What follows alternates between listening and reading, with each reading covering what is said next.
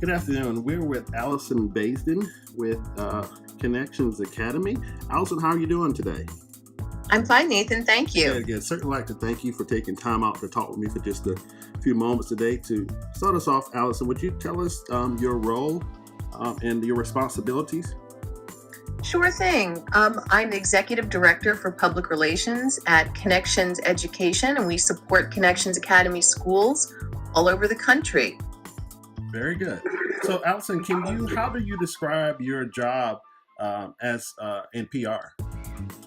Sure. So, as Executive Director for Public Relations, I oversee a team of people that supports PR for a variety of online and blended learning schools across the country. In addition to supporting the schools, we also serve as a resource to others within the organization. So the job of executive director is a very strategic position. And the first thing that I would do is I would, for lack of a better word, I'll say my customers or my clients. I would work with them to identify what their goals are. So in the case of virtual education, and I've been doing this job for over 10 years. In the case of virtual education, what's really important is helping the general public understand what it is and how it works. You would think that with 15 plus years in education, people would have a better understanding of full-time virtual school, when in fact they don't. So I work with my clients, for example, you would be one of those clients, to identify the strategy for your school, what's important to do, and then we develop a plan, we implement that plan. So in the case of a full-time virtual school, one of the things that I've found has been very useful is telling the stories of the families that are at school. So, thank you, Allison. Can you describe how you implement PR strategies on like a daily or monthly or maybe annual basis? Thanks. So, really, like most jobs, you really look at short-term and long-term goals. In public relations, there are a couple things that we really look at. So, we start at a high level and we think about the big themes that we want to communicate to the public. So for us in virtual education, as I mentioned, it's really the what it is, how it works. So for us, I would say this really top level strategy that is ongoing is telling that story, and telling that story in a manner that families and the general public can really relate to. So as I mentioned, we do a lot with sharing family stories. So I would see that as kind of all the time job. All the time we're looking for ways to show how it works, what it is, and the quality of the school. So that would be something that happens all the time. Then we would look to things like calendar-based news pegs.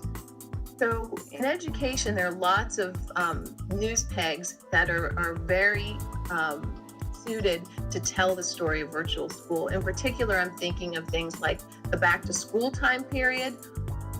Is another news peg. We also have things like Earth Day. Many schools across the country do very special things for Earth Day, or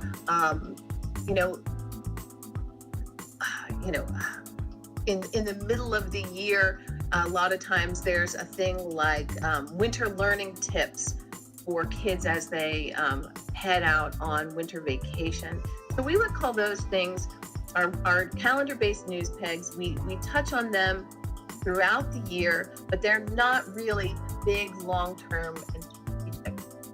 The other piece that I would add would be more of the responding to news activities, and they would be much more as they come up. So, for example, if a school is given an award, that's an opportunity that presents itself, and we would want to take advantage of that and promote it as such.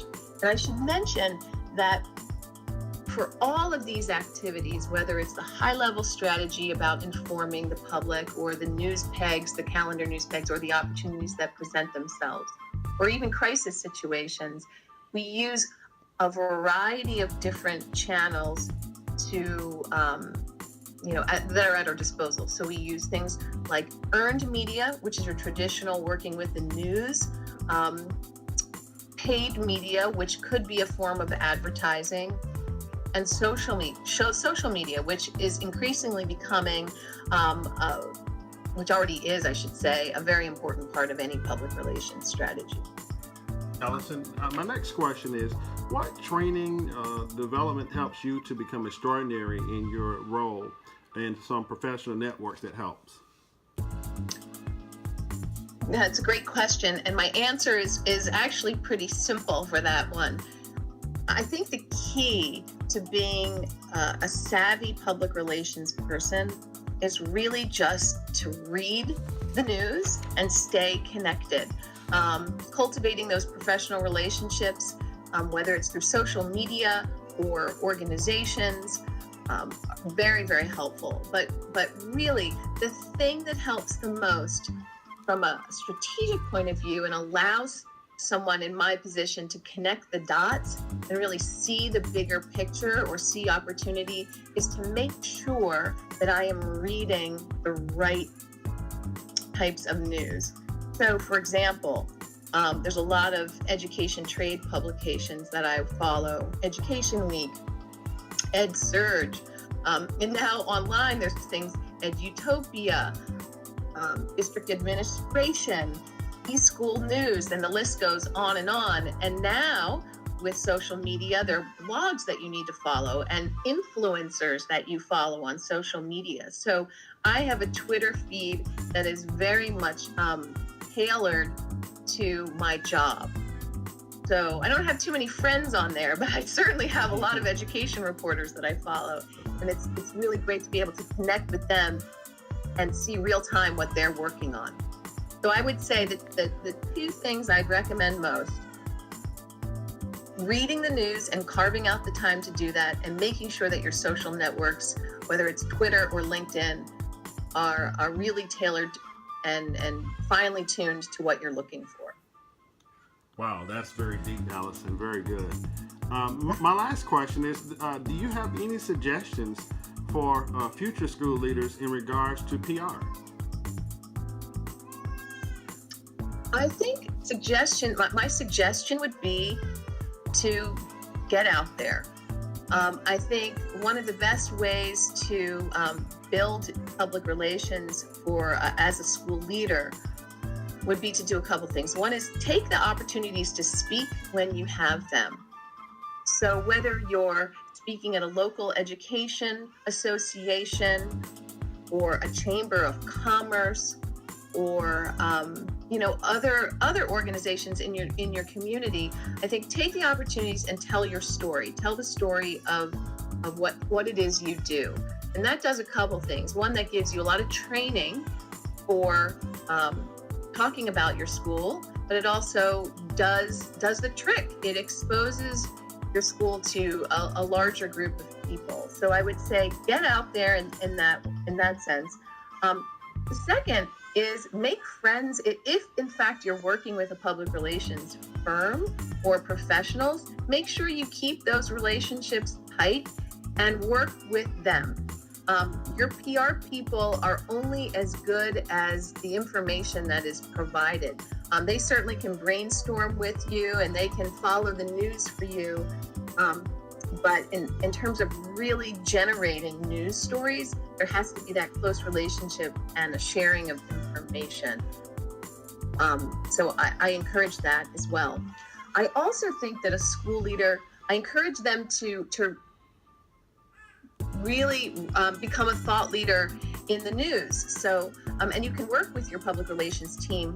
If you have a public relations team, you can work with them to develop thought leadership pieces that you then place in newspapers, whether that's guest columns or opinion pieces, but really be a part of that conversation and share your voice with those who are reading about education. So those are just a few tips that I would provide to a school leader. So get out there, work with your PR colleagues. Don't be afraid to write content and have your voice be heard. And then I guess the very last thing I would say is, just as I do, cultivate those social media relationships. If you're in a local town, follow your education reporter on social media. Be sure to read what it is they're writing, and make sure that your PR team or the folks who are doing communications for you are all following the same news feed. Well, Allison, I certainly appreciate you taking time out of your busy schedule in the world of public relations. I certainly appreciate your time, and thank you so much. You have a great day. Thank you.